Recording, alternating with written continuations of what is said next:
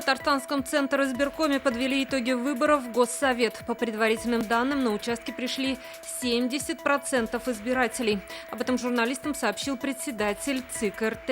Первое место заняла «Единая Россия». Также в Госсовет проходит КПРФ, «Справедливоросы», «Партия Роста» и ЛДПР. В Казани с 14 сентября стартуют осенние сельхозярмарки. Торговля будет организована еженедельно по субботам на 15 площадках во всех районах города. На каждой торговой площадке примут участие представители 24 муниципальных районов республики. В Казани утвердили программу расселения аварийного жилья до сентября 2025 года. В нее включен 51 аварийный дом на 519 квартир. Общий объем финансирования составляет более 893 миллионов рублей.